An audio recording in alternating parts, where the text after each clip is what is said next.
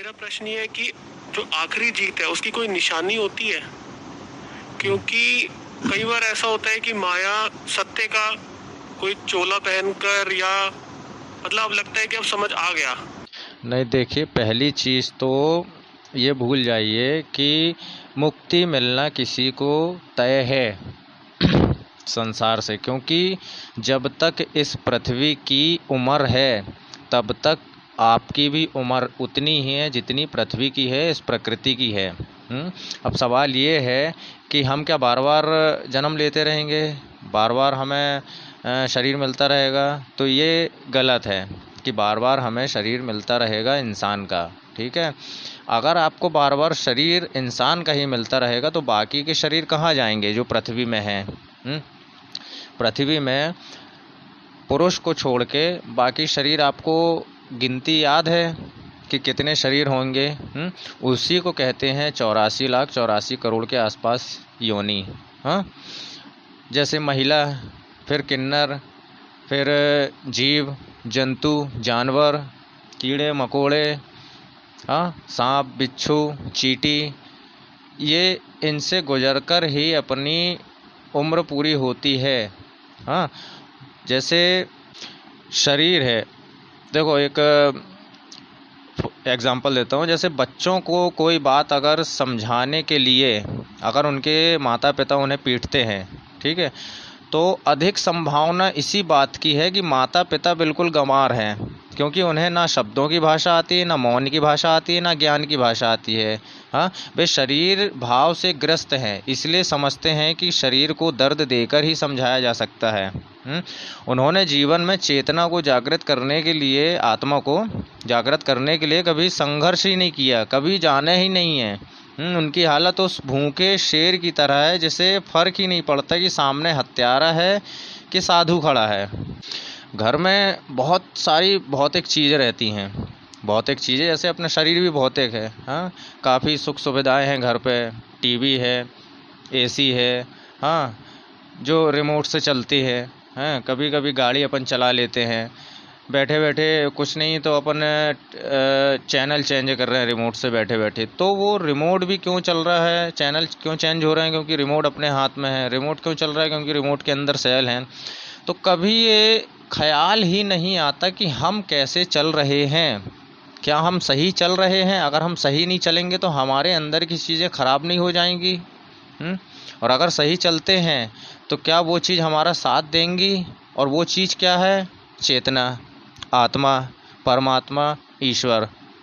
जैसे हम कहते हैं कि अपने अंदर खोजो, बाहर खोजते खोजते तुम कई जन्म तुम्हारे निकल जाएंगे, बार बार मरते रहोगे, जिंदा होते रहोगे, मरते रहोगे, फिर जन्म लेते रहोगे सांप बिच्छू कीड़े मकोड़ों में, लेकिन अंदर नहीं खोज सकते। कभी कभी विचार आता भी है तो उसको पलट देते हैं, लेकिन बाहर की दुनिया में अपन अंधविश्वास में पड़े रहते हैं कि ये भगवान है, वो भगवान है, वो देवी है, वो देवता है, वो हमें बनाता है, वो दुनिया चलाता है। भाई कौन सी दुनिया की बात कर रहे हो?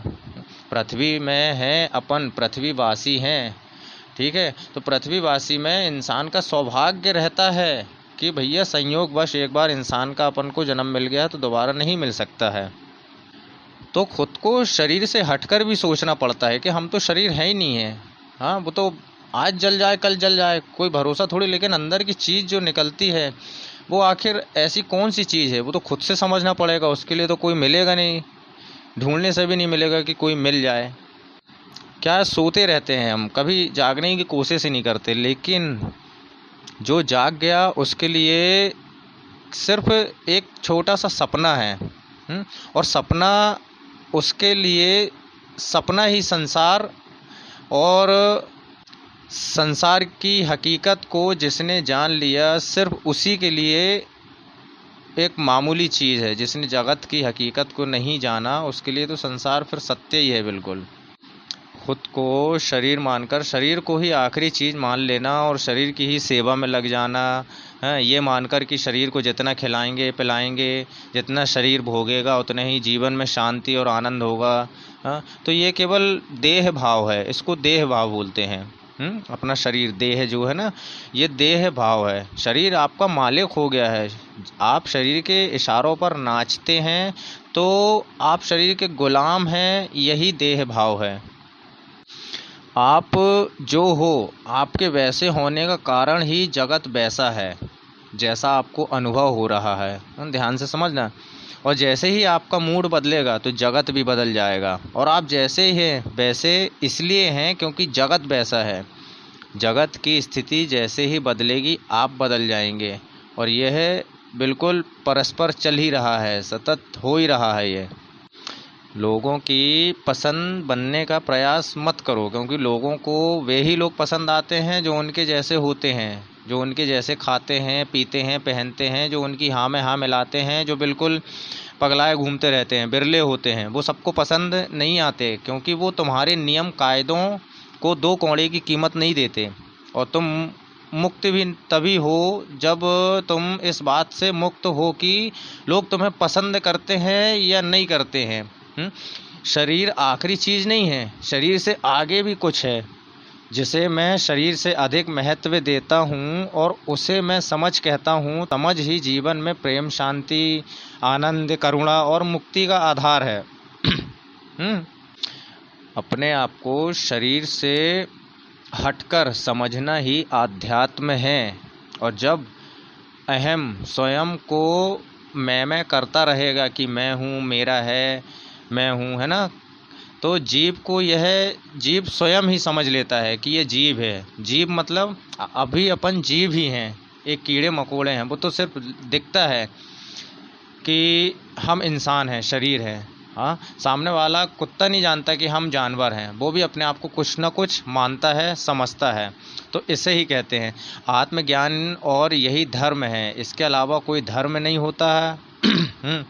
मैं दुख में हूँ तो मुझे दुख से मुक्ति चाहिए। किसी आसमानी सत्ता को जानने से मुझे क्या मतलब। बंधन और दुख से मुक्त मेरी जो भी स्थिति होगी वह अच्छी ही होगी। बाकी सब जो है वो नाटक है, पाखंड है, अंधविश्वास है। और सब कुछ तुम्हारे ही पास है, तुम्हारे ही पास है। जैसे कस्तूरी होती है, कस्तूरी, जिस प्रकार कस्तूरी होती तो मृग के पास ही है, वो तो हिरण के पास ही होती, किंतु अज्ञान के कारण वह उसे वन में खोजता रहता है। उसी प्रकार अंतिम चीज जिसे आप संसार में कामनाओं के माध्यम से पाना चाहते हो वो तुम्हें पहले ही प्राप्त है। अगर हिरण के पास कस्तूरी नहीं होती तो क्या वो खोजता क्या जंगल में? तुम उसे खोज रहे हो क्योंकि वो तुम्हें मिला हुआ है। और उसी को खुद स्वयं कहते हैं कि वो हम खुद हैं।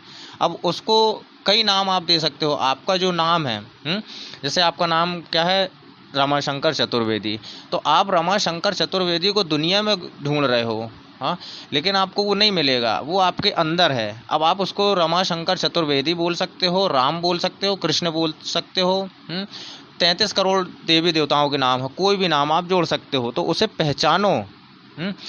देह के भीतर और बाहर जो कुछ है, और ये अस्तित्व का सारा विस्तार प्रकृति ही है।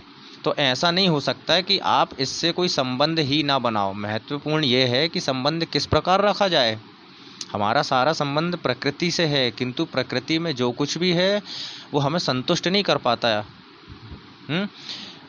इसलिए जो हमें चाहिए वो प्रकृति से परे है, हम उसकी इच्छा ही करते रहते हैं। तो जो तुम्हें प्रकृति से मुक्त करे, मतलब जो तुम्हें सत्य की ओर ले जाए, ईश्वर की ओर ले जाए, उसके साथ हो जाओ तो सही है। वरना जो असत्य की ओर, अंधविश्वास की ओर लेके जाने का नाम भी लेता है तो उसको हटा दो, मिटा दो, ख़त्म कर दो।